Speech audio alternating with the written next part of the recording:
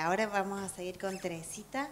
Ella es la arquitecta Teresita Amarillo, es uruguaya, quien nos dijo que iba a representar muy bien al Uruguay fue Eduardo Álvarez. Es un arquitecto que tiene un estudio que se llama AIA.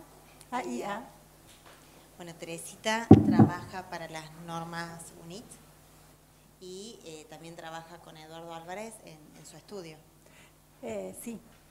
AIA es, Eduardo Álvarez, primero que nada, es uno de los pioneros de accesibilidad en Uruguay, ¿tá? Hace 30 y pico de años que empezó a incursionar en el tema con otros colegas, como Mabel Ubiría, que bueno, ya no está con nosotros físicamente, pero sí en el corazón. Y bueno, con Eduardo estamos vinculados, yo desde el 2000 con él y con el resto del equipo. Entonces, bueno, trabajando en varios ámbitos, como UNIT, el Instituto Uruguayo de Normas Técnicas, en la Comisión de Accesibilidad de la Sociedad de Arquitectos del Uruguay. AIA, que desde hace algunos años se constituyó la rama uruguaya, que lo que es un grupo de estudio de la accesibilidad y además de asesoramiento en accesibilidad. Bueno, las dejo con Teresita, así empieza su charla. Lo gracioso fue que con Eduardo hicimos un curso en el año, o sea, él vino a Córdoba en el año 2004 y recién hay una arquitecta que no está ahora, que ahí viene, que también hizo ese curso. O sea que evidentemente dijo cosas interesantes para seguir en el tema. Sí, bueno, Eduardo ha estado en todos lados, ha dado cursos en toda Latinoamérica. Creo que no le quedó país de Latinoamérica y Centroamérica que no haya participado y bueno. Y bueno, se ve que y bueno. Las dejamos con Teresita. Bien, ¿me escuchan bien? ¿Sí? ¿Se escucha? Bárbaro. Bueno, el tema que vamos a tratar ahora es accesibilidad en ámbitos privados. La idea un poco es refrescar un poco qué es lo que tiene que ver la accesibilidad. Y nosotros nos gusta aplicar, más allá de las definiciones que existen por ahí en las normas, las 4 palabritas que engloba lo que tiene que ver con la accesibilidad, ¿verdad? O sea que la accesibilidad es llegar, ingresar, usar y egresar. ¿Qué queremos decir con todo esto? Es que para estar acá sentados, nosotros tuvimos que llegar desde nuestro domicilio o desde el hotel, ¿verdad? Entonces todo eso significó salir de la casa,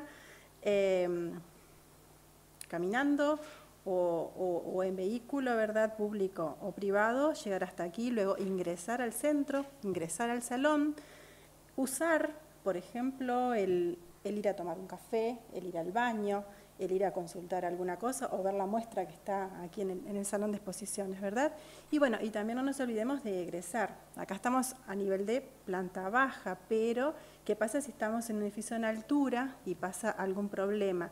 También tenemos que tener en cuenta y prever que hay personas que tienen dificultades motrices y que obviamente en la evacuación pueden, por un lado, ver dificultado su salida y por otro lado también, si no está previsto un lugar específico para ellos, generar un obstáculo para las otras personas que están evacuando.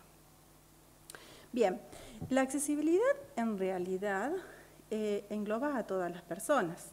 Decíamos que todas las personas, porque es una realidad esencial, la diversidad característica a lo largo de nuestra vida, independientemente del sexo, de la edad, ¿verdad? Todos atravesamos a lo largo de nuestra vida por alguna situación que nos beneficia o que en realidad sí requerimos de la accesibilidad, ¿verdad? Adultos mayores, cuando somos niños, personas que hay de todo tipo, forma, ¿verdad? Altos, bajos, flacos, obesos, en fin. También en determinadas circunstancias, como por ejemplo las mujeres en gestación, una panza de 8 meses, un embarazo a término, obviamente dificulta a esa persona hacer determinadas actividades, como tan solo subir unos escalones sin un pasamanos adecuado. Y a ver, yo por acá aparentemente no veo a ninguna persona que tenga discapacidad, ninguna dificultad, ¿verdad? Nadie dice nada, parece que no. Ahora yo pregunto, ¿qué dice acá? ¿Alguien logra leer eso? ¿Cómo? ¿No era que no tenían ninguna dificultad? Bueno, yo se las hago más fácil. En realidad lo que dice ahí es que la experiencia ha demostrado que es en gran parte el medio el que determina el efecto de una deficiencia o incapacidad sobre la vida diaria de una persona, ¿verdad? Son a veces las barreras que construimos, barreras físicas y barreras sociales también, las que generan o dificultan o, en general, le recuerdan a la persona con dificultades o con discapacidad que tiene una dificultad. ¿Bien? Esa persona que ayer recuerdo había una señora usuaria de silla de ruedas que llegó tarde, cuando se presentó se disculpó diciendo justamente que le había costado mucho llegar hasta acá y por eso había demorado, ¿tá? O sea que el medio le estaba dificultando a ella llegar en hora a la actividad. Y bueno, acá vemos en un dibujo, si bien esto es urbano, nosotros vamos a tocar ámbitos más bien edificados, internos. Acá vemos algo que podemos encontrar a la vuelta de la esquina, ¿verdad? En cualquier ciudad, acá nomás, distintas circunstancias que, bueno, que están afectando a la movilidad, la circulación, ¿verdad? Y el uso de forma autónoma por alguna de estas personas. Bien, así que entonces hablábamos de llegar, ingresar, usar y egresar, que eso significa la accesibilidad, pero no es de cualquier forma esa accesibilidad resuelta. En realidad, la accesibilidad, para hacer una buena accesibilidad, tiene que ser con seguridad, ¿tá? En este caso está difícil, ¿verdad? Hay una rampa, yo les cuento que la rampa que aparece, que no aparece en la imagen, pero que continúa hacia la derecha, tiene una buena pendiente, tiene un buen ancho, pero carece total de elementos de seguridad, carece de rodapiés, carece de pasamanos, carece de una baranda adecuada para proteger a quien está circulando por la rampa, ¿no? ¿Verdad? Del nivel que hay ahí, que son como 50 centímetros, pero a su vez también genera un obstáculo para aquellas personas que tienen alguna discapacidad visual o que simplemente salen distraídos del edificio y se encandilan con el sol, ¿bien? Con la mayor autonomía y el confort posible. A ver, la norma internacional, la norma ISO 21542, que es desde el año 2011, está vigente, es la primera norma a nivel internacional sobre accesibilidad, establece algunas claves en cuanto a la accesibilidad, ¿verdad? Nos habla de los accesos, las salidas a nivel, señalizados, con diseños simples y lógicos, ¿tá? En general los accesos siempre como que está bueno, que estén elevados, que tengan escalones, pero bueno, esos escalones nos pueden generar bastantes dificultades. Puertas con anchos adecuados, de fácil manipulación para abrirlas, suficientes espacios contiguos para la aproximación, apertura y cierre. Acá les pongo un ejemplo de la entrada del acceso a un edificio, ¿no? Que no tiene nada de extraño, pero lo que vemos es que tiene un plano inclinado que comunica el interior del edificio con la vereda, ¿tá? Tiene una puerta giratoria en el centro, pero tiene puertas batientes a los costados que facilita, ¿verdad?, también el ingreso y el egreso, o sea que en definitiva es un edificio con un acceso bien accesible. También está bueno considerar el tema de orientación, de señalización, de acceso fácil al edificio, los locales, el mobiliario, o sea, tener en cuenta que la accesibilidad no solamente es la rampa, es la puerta, el ancho que tiene que tener la puerta, sino también que pasa a la interna y los recorridos y los itinerarios que tenemos que hacer para vincular los distintos locales, que estén libres de obstáculos, que posibiliten el uso y la aproximación a los distintos elementos del equipamiento. ¿Tá? Acá hay un ejemplo de un edificio, en este caso en particular es una institución de personas con discapacidad visual, es la Unión Nacional de Ciegos del Uruguay, que bueno, tiene un pasamanos, ¿tá?, en una circulación horizontal que recorre toda la sede en sus dos niveles, con lo cual facilita que esa persona que no puede ver se oriente fácilmente, y también tiene una ayuda a nivel de pavimento, simplemente sustituyendo una baldosa, una fila de baldosas por otra del mismo material pero con color contrastante. Otra cosa también muy sencilla es el hecho de el pasamanos, no como elemento de apoyo, que en este caso más que de apoyo es de orientación, y que además se le agregan unas anillas, como podemos ver ahí en las fotos del medio, unas anillas en el pasamanos que la persona sabe que frente a esas anillas está, por ejemplo, la puerta del baño o el portero eléctrico, ¿verdad? O sea, son pequeños detallecitos que hacen a la accesibilidad, que hacen a la autonomía y facilitan la vida de todas las personas. Bueno, siguiendo un poco con esas claves que decíamos, una cosa importante a tener en cuenta es, bueno, el equipamiento, el mobiliario, los pavimentos, que sean antideslizantes, que tengan una buena iluminación. Ojo con esa iluminación además y ojo con la elección de un pavimento que no genere de repente muchas luces y sombras o reflejos, que también puede confundir. Los herrajes, las griferías, o sea, vemos aquí cómo, por ejemplo, bueno, en este caso, un equipamiento a doble altura, está diseñado a doble altura, o sea, no se adaptó después, de forma de que pueda ser usado a ambos lados, en este caso por personas sentadas o de pie. Después cosas tan simples como la manija de una puerta, la grifería, que facilitan la autonomía por todas las personas. Bien, el dispensador de jabón a una altura adecuada facilita que una niña, una persona de baja estatura o una persona de una estatura mucho más alta igual pueda usarlos con autonomía y con seguridad. Lo mismo pasa con la botonera del ascensor. Bien, seguimos también con el tema de la señalización y la información. Otro tema también a tener en cuenta es, bueno, a ver, el uso de pictogramas. Pictogramas que puedan ser fácilmente reconocibles e interpretados por todos, ¿tá? Incluso por personas que tienen discapacidad intelectual, que a veces si encontramos algún pictograma medio difícil, quizás no pueda interpretar.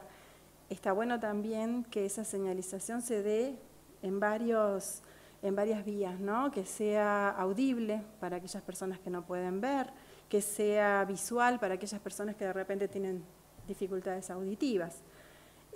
Con sentencias cortas, que sean fáciles de entender, con buen contraste también, colocadas a una altura adecuada, sobre todo en el caso de carteles que se proyectan en las circulaciones para evitar que alguien se tropiece con ellos, o alturas también que tengan en cuenta la distancia del observador.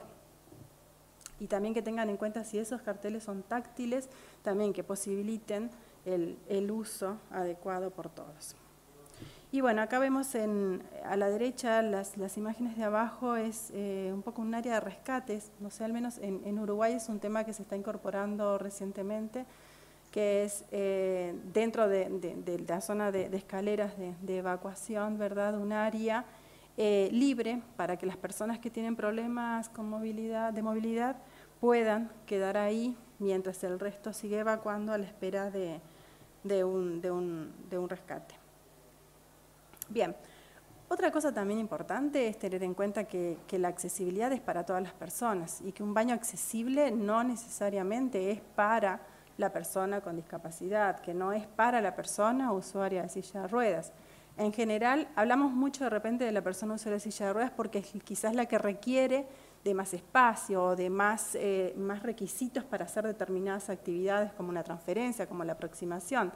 Pero en realidad un servicio higiénico es el más práctico, y yo comentaba hace un rato con algunos de ustedes, es que si yo voy al shopping o voy a algún otro lugar donde hay un baño accesible, si este está desocupado, si no hay nadie esperando, ¿verdad?, que de repente lo pueda requerir más que yo, y si está sin llave, porque a veces lamentablemente están bajo llave, yo entro al baño accesible, porque en realidad es el más cómodo, el que me facilita más la vida. Y ni que hablar si alguien va con un chico, ¿verdad? Con un chiquito, o en invierno con el bolso, con el bolso, con el tapado, en fin, con los abrigos, que en general los otros baños son como mucho más reducidos, las puertas se abren hacia adentro, son cabinitas chiquititas.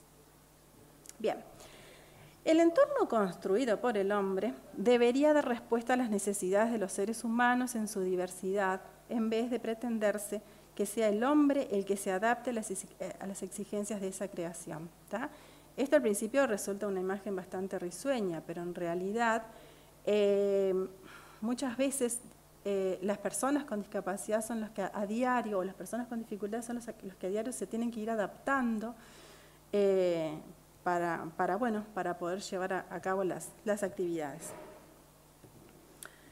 Bueno, para todo esto se deben contemplar soluciones de diseño universalista, es decir, aquel que tiene como objetivo a todas las personas, ¿tá?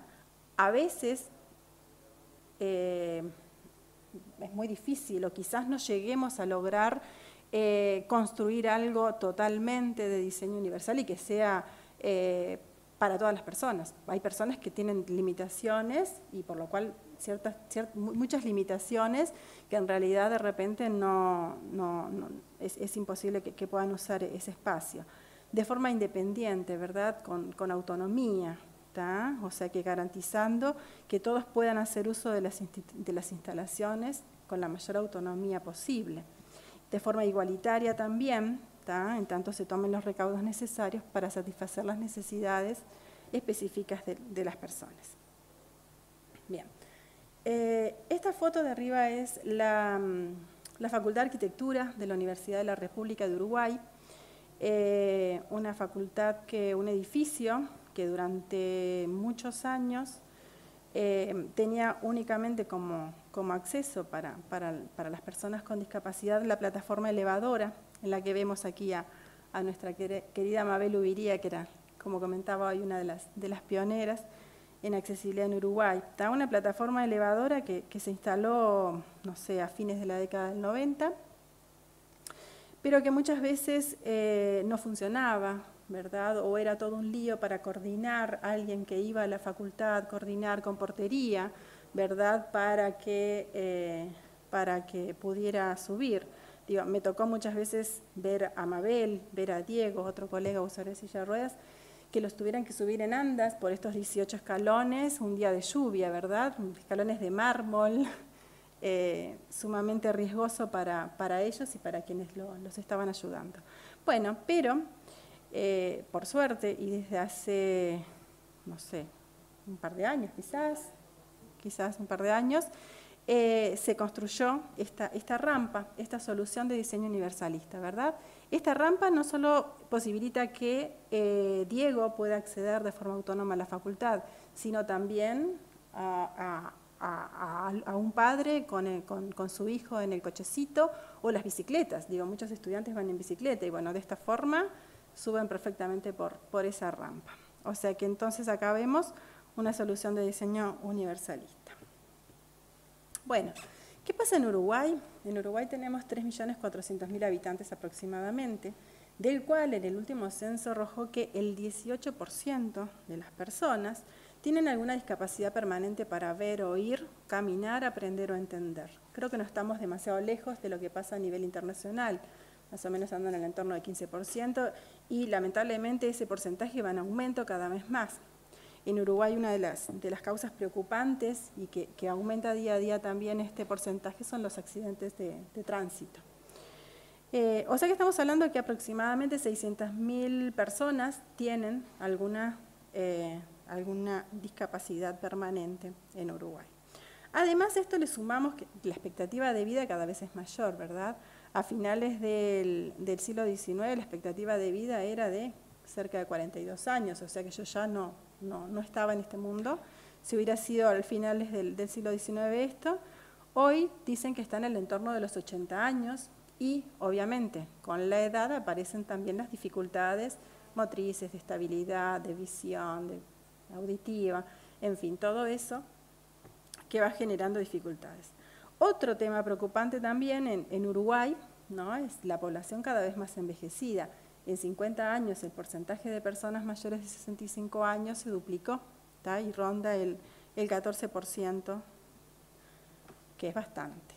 Bien, a ver, en el ámbito privado, la necesidad de contemplar la accesibilidad surge, en general, por necesidad de los usuarios. Este es el motivo más frecuente, ¿verdad?, de que tengan que adaptarse, por el cual se deban adaptar las construcciones existentes, por un tema de responsabilidad social, para dar cumplimiento con las normativas nacionales y departamentales, y también motivado por la certificación en accesibilidad, que es un programa que más tarde voy a explicar un poco mejor, que tiene el Instituto Uruguayo de Normas Técnicas. En fin, brevemente contarles, ya les dije, ¿no? Uruguay empieza un poco a transitar en esto de la accesibilidad por la década del 80. Tuvo en algún momento una ley nacional que nunca llegó a reglamentarse, del año 89. Ahora hay una ley desde el año 2010, la ley 18651. En 2008 adhirió a la Convención sobre los Derechos de las Personas con Discapacidad. A nivel departamental, estamos hablando de Montevideo, de la capital, tiene normativa que data del año 89, pero que hasta el 2009 fue, digamos, como que letra muerta. En el 2009 se actualizó y ahora se volvió a hacer una actualización mucho más mejorada de este documento, que entró en vigencia el 1 de octubre próximo pasado. Que incorpora, una de las cosas importantes que incorpora esto es el tema de la convertibilidad. La reglamentación establece que, bueno, toda la parte de edificaciones, ya sean de uso público, o sea, públicas o privadas de uso público, tienen que ser accesibles ya desde el vamos, desde que se proyectan, desde que se construyen, aplicable para obras nuevas. Y en el caso de vivienda, que era un tema bastante complejo, que hasta ahora regía solo que el 3% de las unidades que se construían tenían que ser accesibles, con lo cual eso era aplicable para grandes conjuntos de edificios, ¿verdad? O sea, que era una unidad de cada 33, que además era una unidad bastante difícil porque nadie la quería, porque era para las personas con discapacidad, entonces nadie quería estar en eso, en fin. Entonces lo que se incorpora es el tema de la convertibilidad. ¿Qué significa? Que cuando se va a construir en un mismo padrón 4 o más unidades de viviendas o escritorios, tienen que contemplar en su proyecto original la convertibilidad. Bien, o sea, tienen que contemplar la accesibilidad para que en un futuro esa unidad se pueda convertir, es decir, se pueda convertir el baño, un dormitorio, la cocina, ¿verdad? Por ejemplo, con la adición de agarraderas en el baño, el retiro del bidet para poder obtener el espacio de transferencia hacia la ducha y hacia el inodoro. De repente con el retiro de alguna puerta, ¿no? o de algún placar, algún elemento del equipamiento para poder obtener espacios mayores, para espacios de maniobra o espacios de aproximación para abrir o cerrar las puertas. En fin, de esa forma se posibilita y se le da una oportunidad de elección, ¿verdad?, a toda la población, para que en el caso de que tenga alguna dificultad pueda adaptar su vivienda sin necesidad de tener que recurrir a mudarse y ese tipo de cosas. Otra cosa interesante, en los edificios en altura, en Montevideo, por ejemplo, planta baja y 3 niveles o 4 niveles no requiere por normativa ascensor obligatorio. Entonces, bueno, en este caso lo que establece la reglamentación es que se deje un hueco, o sea, previsto en la estructura, un hueco comunicado, ¿verdad?, con los itinerarios accesibles en los espacios comunes, de modo de poder prever en un futuro la incorporación de un ascensor o una plataforma elevadora. ¿Bien? Bueno, dicho esto y yendo un poco más a algunos ejemplos concretos en lo que tiene que ver con el ámbito privado y lo que decía hoy, ¿no? En este caso es una parroquia en Montevideo, ¿verdad? ¿Perdón? ¿Alguien dijo algo? No, inaccesible total. Bueno, había una chica, que este es uno de los casos clásicos, de esos de que, bueno, cuando hay algún usuario específico que empieza a insistir en el tema, había una chica que para poder ir a la parroquia tenía que ir con tiempo antes de que empezara la ceremonia, contactar al párroco para que le abriera desde la casa parroquial que está al costado para poder entrar a la parroquia, ¿verdad?, por un acceso alternativo. El tema era que si llegaba tarde, se retrasaba, llegaba tarde, digo, ahí ya no tenía opción de poder entrar y bueno, se le había dicho que por acá era imposible realizar la accesibilidad. De hecho, en algún momento habían puesto un plano inclinado ahí para salvar ese desnivel, que en realidad duró 2 días porque vieron que la solución era peor que los escalones y que la subieran, si alguien se animaba a subirla en andas, ¿verdad? Entonces, bueno, fue así como empezó el tema de pensar y bueno, con algunas intervenciones como, por ejemplo, retranquear esos escalones más hacia el límite con la vereda. Entonces se ganó un espacio, ¿verdad?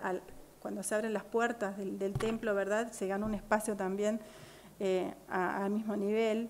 Se generaron aquí rampa y escalones, como dice la norma, que eso está bueno porque, o sea, para ir por una rampa en general nos implica tener que caminar más, pero hay personas que aún teniendo dificultades motrices pueden subir escaleras, entonces caminan menos y con elementos de apoyo adecuados como los pasamanos les es más fácil subir por la escalera que por la rampa. Así que en definitiva, bueno, acá lo que se buscó fue integrar un poco, diseñar, proyectar de modo sencillo, para que no se lea además tampoco como esa intervención de que, bueno, acá puse accesibilidad, no, acá mezclamos un poco de todo y se resuelve el asunto del acceso a esta parroquia. Bien, algunas recomendaciones. Cuando vamos a proyectar de cero, obviamente, no olvidemos tener en cuenta todo lo que hablamos antes en cuanto a la accesibilidad, ¿verdad? Cuando vamos a intervenir sobre algo ya construido, en ese caso lo interesante es hacer un diagnóstico, o sea, nos piden que resolvamos el acceso, ¿verdad?, ahí, por ejemplo. En realidad lo interesante también es ir un poco más allá y diagnosticar todo el edificio. En la medida de lo posible, tratar de diagnosticar para poder ir identificando todas esas barreras o esas cosas para hacer un plan general, ¿verdad? Entonces, de esa forma, acá hay un ejemplo, esto es un edificio, que lo que se hizo fue, se diagnosticó el entorno urbano inmediato, a ver cómo era la relación del acceso de las veredas inmediatas al acceso a ese edificio, cómo eran los accesos, en este caso tenía 3 accesos, bueno, a ver cómo eran esos accesos, las circulaciones horizontales, las circulaciones verticales, ascensor, escalera, y después los servicios, ¿no? En este caso, bueno, baño, cantina, vestuarios, en fin. También, y no descuidar el tema del equipamiento, del mobiliario y de la señalización. O sea que todo eso está bueno para tenerlo en cuenta, para que después se pueda ir proyectando, interviniendo, actuando, teniendo en cuenta un todo, ¿verdad? Entonces, en este caso, mediante fichas, lo que hacemos es identificamos, por ejemplo, en el caso de esta ficha concreta, circulaciones verticales, bueno, las escaleras que había en el edificio y los ascensores. Entonces, bueno, ir recabando datos, ir viendo cuáles eran esas escaleras. Lo más probable es que no se intervenga para hacer accesible todas estas escaleras, o sea, siempre está bueno identificar un itinerario que nos posibilite llegar a todos los sectores, pero no necesariamente a través de todas las escaleras, sino ir identificando a ver cuál es la más fácil de adecuar. En otro caso, bueno, una vez tenido el diagnóstico, está bueno después hacer un plan de accesibilidad, ¿verdad? Bueno, a ver, proyectar. Vimos cuáles eran esos inconvenientes que habían, entonces, bueno, empezar a bajar la lupa y a modo de anteproyecto ir adecuando, ¿no? En el caso de esta ficha vemos un baño, ¿tá? Entonces, bueno, a ver, de los baños que tenía este edificio, bueno, a ver, bajamos la lupa y vemos a ver qué potencial y qué posibilidades tiene ese baño, sin descuidar, obviamente, que en algunos casos pueden haber condicionantes físicas que de repente nos hagan inviable el poder resolver, yo qué sé. De repente puede ser muy difícil o muy costoso, en el caso de un edificio en altura, tener que mover el inodoro del lugar por todo lo que significa con el tema de los desagües, ¿verdad? A veces no, capaz que eso es posible. Pero a veces hay cosas sencillas en las cuales podemos intervenir para adecuar. Otra cosa también, como decía, no descuidar el tema del equipamiento, que a veces simplemente con una redistribución del equipamiento posibilitamos el uso por la mayor cantidad de personas posibles. Y también el tema de la señalización, y está bueno en esto el poder tratar de desarrollar todo un tema de señalización general para todo el edificio, o sea, que haya una identidad en la señalización sin descuidar obviamente las alturas, la elección de los materiales, los pictogramas, los contrastes, ese tipo de cosas, ¿verdad? Otra de las recomendaciones es contar, en la medida de lo posible, con la participación de las personas involucradas, ¿está? En este caso concreto era una institución que incorporaba una chica, una funcionaria con una discapacidad motriz, usuaria de silla de ruedas. Entonces, bueno, se tomó uno de los baños de la institución, el que se identificó un poco más fácil para poder adecuar, un baño mínimo, esos baños lineales, que era un baño que tenía un inodoro y un lavabo. En este caso, en el caso original, el lavabo estaba pegadito al inodoro. Entonces, bueno, se vio que con calzador, pero que corriendo el lavabo del lugar, manteniendo el inodoro en ese lugar, conforme a como establecían las normas en su momento, podíamos adecuar ese baño, ¿no? Ahí ven con el círculo que entraba el espacio de maniobra, los rectángulos que nos grafican el tema del espacio de transferencia, el espacio de aproximación frontal al lavabo.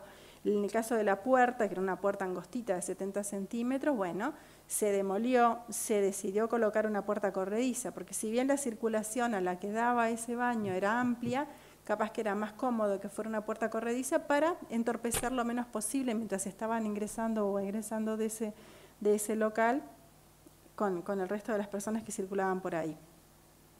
Y bueno, fue así como que se proyectó, cumplía, podíamos hacerlo bien de acuerdo a las normas, pero pasó que, y por suerte contábamos con la persona que iba a usar ese baño, le mostramos el proyecto y resulta que ella tiene una forma de transferir al inodoro, ella podía pararse, ¿tá? Entonces hacía una transferencia frontal, por lo tanto, en este caso, con el espacio de transferencia lateral, ella no tenía posibilidad de poder usar el inodoro. Y bueno, fue así como se resolvió, previo a la obra, rotar el inodoro del lugar, fue posible y se hizo, ¿no? Por eso siempre es importante contar con la participación, porque digo, más allá de que tengamos los requisitos, siempre está bueno porque la persona es la que nos puede decir, bueno, a ver cómo hace las actividades, o sea que eso es como que la clave.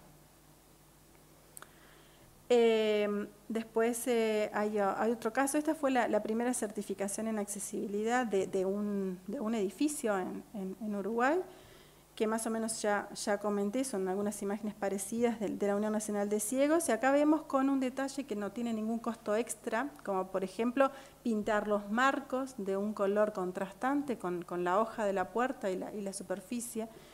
El piso también en contraste de repente con los artefactos, que eso facilita en el uso a las personas con discapacidad visual.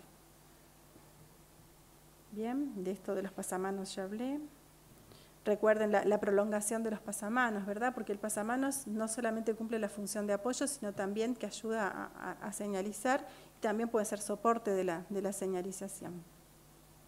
Más recomendaciones, incorporar criterios de diseño universalista que eviten que las inversiones generen costos adicionales de adaptaciones necesarias en el futuro, ¿tá?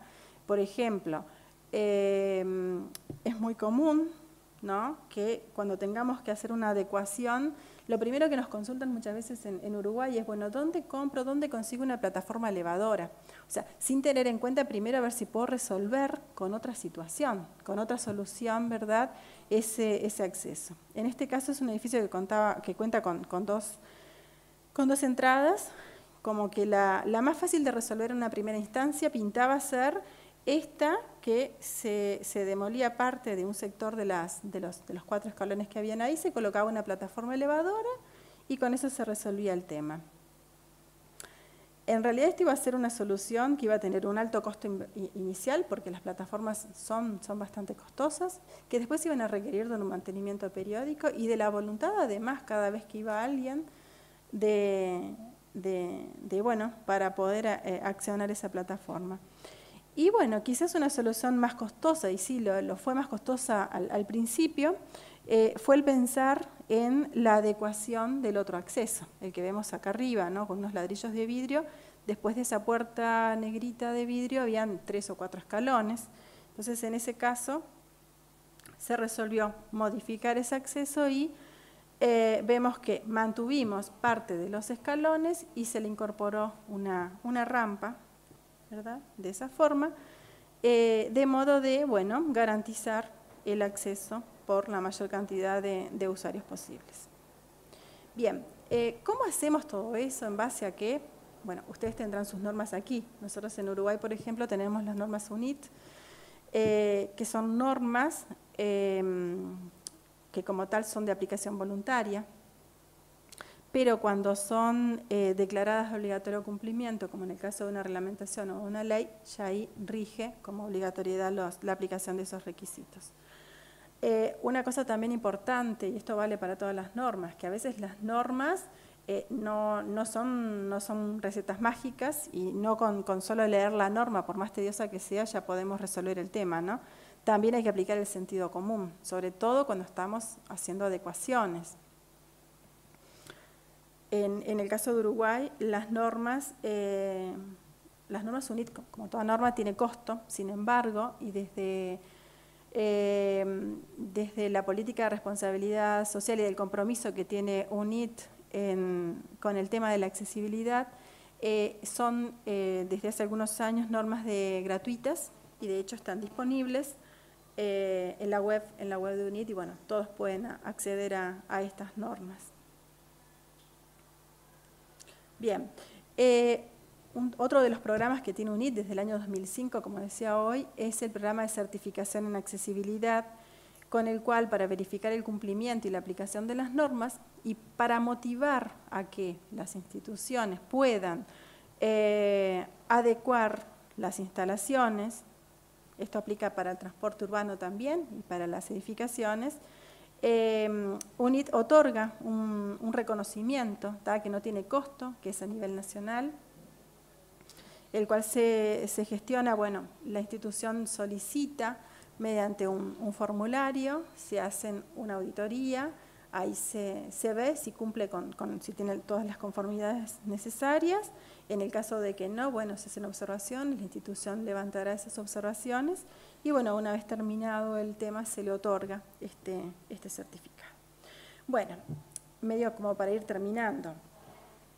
Lo más importante que tenemos que tener en cuenta es que con la accesibilidad generamos entornos edificables y seguros para todas las personas, ¿verdad? Independientemente de sus condiciones, independientemente de que tengan o no alguna discapacidad, por lo que ya hablamos al principio.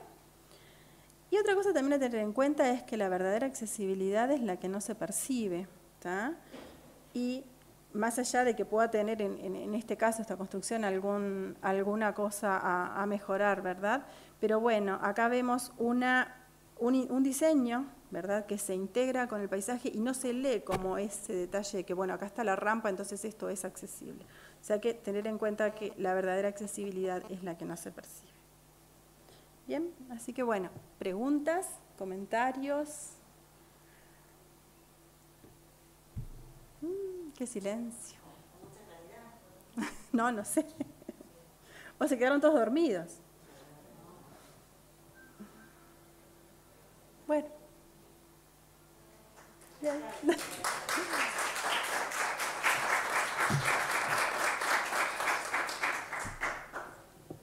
Simplemente quería agradecer la posibilidad de poder estar acá y de aportar nuestro granito de arena. Y bueno, esperemos que todos, y está bueno que haya buena participación para que, bueno, entre todos podamos hacer un mundo accesible, porque en definitiva todos lo vamos a necesitar en algún momento. Bien. Muchas gracias y de verdad creo que fue muy claro porque estamos hablando del espacio arquitectónico y fue como aclarador de todo tenía su imagen y demás, así que por eso no hay preguntas. Bien. Llegué tarde y es para hablar mucho del tema. Dale. En los ámbitos privados, Sí, ¿no? Me interesó el tema de la certificación. sí. ¿Qué tipo de empresas certifican? ¿Qué número de empresas certifican? Desde el año 2005, que empezó el programa, haremos, dijo el Mosquito, yo en realidad no estoy en la parte de certificación, pero el instituto lleva, creo que es la 56, 57 certificaciones. O sea, no se certifica sino más. Cumple determinados requisitos. Y bueno, también el alcance no tiene por qué ser total, se puede ir certificando parcialmente el edificio, a medida que se va adecuando, se van certificando determinados lugares del edificio. Pero está bueno como forma de motivar y de difundir y que la gente Acá no hay sepa. nada así, ¿no? En Argentina.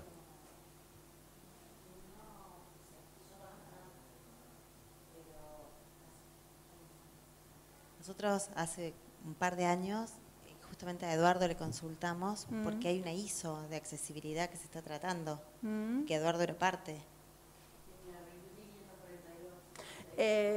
La norma internacional de accesibilidad, que es la que yo comentaba, es la primera norma que se hizo a nivel internacional en 2011, que UNIT la adoptó, o sea que UNIT tiene la UNIT ISO 21542. Nosotros en Uruguay se certifica en base a la norma UNIT 200, que bueno, más o menos está en sintonía con la norma internacional. La norma internacional de repente en algunos aspectos es un poco tiene más temas de repente o más amplio que la norma UNIT 200. También podés adecuar en función a esa norma y también se puede certificar en base a la adopción de la norma internacional. ¿Tenías más preguntas? ¿O tenías varios comentarios, dijiste?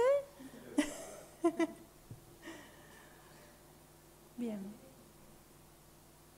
Bárbaro. Gracias. Bueno. Muchas gracias. Por favor.